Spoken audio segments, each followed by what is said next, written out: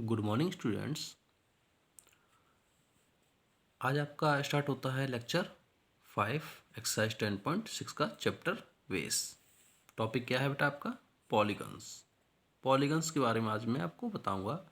पिछले लेक्चर में भी आपको मैंने क्वाड्रेटल के बारे में बताया था। क्वाड्रेटल भी एक कैसा होता है? 4 साइडेड पॉलीगन ही होता है।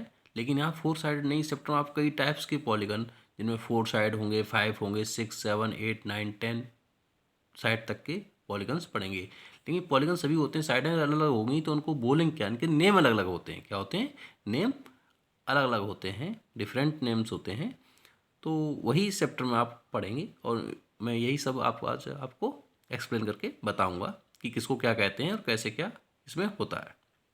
चलिए पढ़ते हैं polygons. We have already studied that polygon is a closed figure bounded by 3 or more line segments.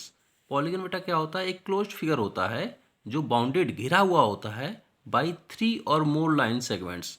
3 या उससे भी ज़्यादा लाइन सेगमेंट से घिरा हुआ एरिया होता है, सो क्या कहते हैं? Polygon. The line segments which form a polygon are called its side। और जो लाइन सेगमेंट्स होते हैं जिनसे ये पॉलीगन बनते हैं उसको क्या बोलते हैं बेटा? साइड्स बोलते हैं।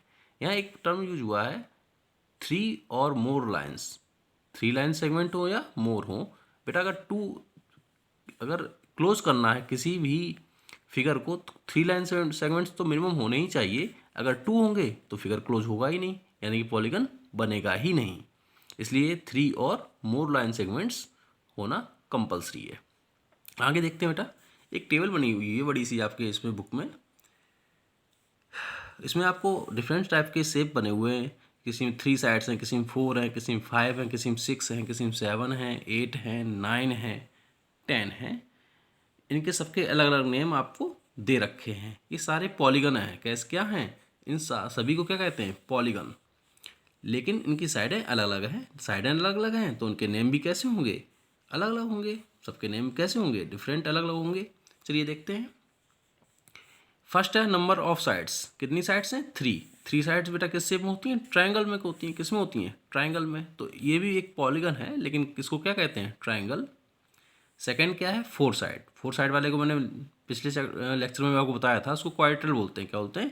क्वाड्रिलेटरल बोलते हैं। इसमें कितनी साइड होती हैं? 4। जिसमें 5 साइडें होती हैं उस पॉलीगन को पेंटागन बोलते हैं। क्या बोलते हैं? पेंटागन। जिसमें 6 साइडें होंगी उसको क्या बोलेंगे बेटा? हेक्सागन। ये पॉलीगन तो है ही, लेकिन कौन सा है? हेक्सागन। जिसमें 7 साइडें होती हैं उसको बोलते हैं हेप्टागन। जिस पॉलीगन की साइडें कितनी होती हैं? 8, उसको बोलते हैं ऑक्टागन। लेकिन अगर 8 साइडें सारी कैसी हों? इक्वल हों आपस में, तो उसको बोलते हैं रेगुलर पॉलीगन। यानी कि ये रेगुलर ऑक्टागन हो जाएगा अगर 8 साइड कैसी हों? इक्वल।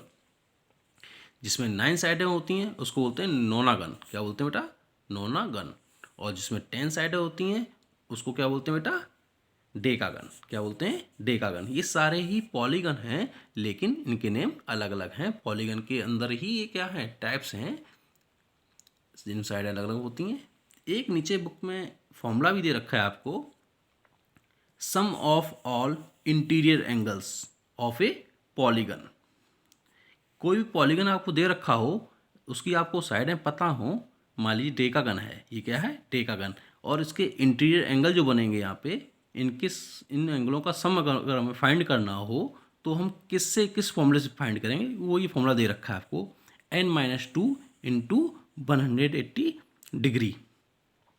इस फॉर्मूले का यूज़ करके हम सम ऑफ इंटीरियर एंगल्स आपको फाइंड आप कर सकते हैं। ये एंगल बने हुए हैं यहाँ पे, इनका सम हम फाइंड कर सकते हैं कि इन सारे एंगलों का सम कितना होगा। यहाँ पे n क्या रखेंगे? 8। फॉर्मूले में n क्या रखेंगे? 8। तो 8 - 2 कितना हो जाएगा? 6। 6 इंटू 180 डिग्री। सॉल्व कर लेंगे, आपका आंसर आ जाएगा।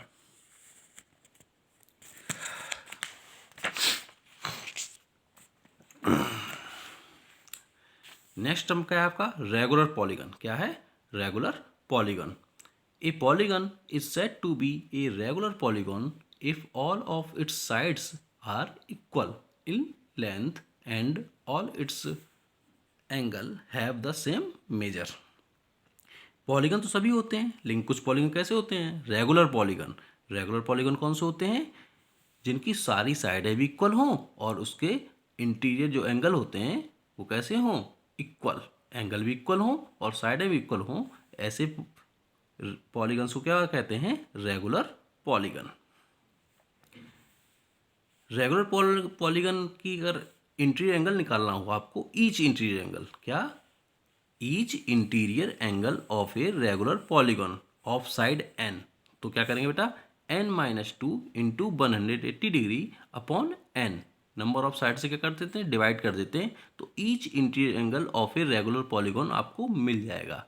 रेगुलर पॉलीगन का हर एक एंगल कितने एंगल का डिग्री का होगा, कितने डिग्री का होगा, ये आपको फाइंड हो जाएगा। किससे? n-2 into 180 degree upon n. ये फॉर्मूला कब अप्लाई होगा? जब आपका रेगुलर पॉलीगन गिवन हो और ईच इंटीरियर एंगल आपको फाइंड करना हो। इस तरह से चैप्टर वैसा आज आपका कंप्लीट होता है। कल नेक्स्ट चैप्टर में आपको, नेक्स्ट लेक्चर में मैं आपको प्रैक्टिस एक्सरसाइज 10.6 कराऊंगा। PDF भी आपको भेजूंगा बेटा। Thank you.